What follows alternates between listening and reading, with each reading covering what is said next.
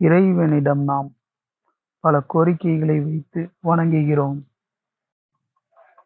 பெண்ணுக்கும் பொன்னுக்கும் மண்ணுக்கும் ஆசைப்பட்டு பொருள் சார்ந்தே இறைவனிடம் கையேந்தி யாசிக்கின்றோம். உலகில் உள்ள அத்தனை ஜீவன்களை விட மேம்பட்ட நிலையில் இறைவன் நம்மை படைத்திருக்கிறார். கிடைப்பதற்கு அரிதான இந்த மனித பிறவி கிடைத்ததற்கே நாம் மாபெரும் புண்ணியம் செய்திருக்க வேண்டும்.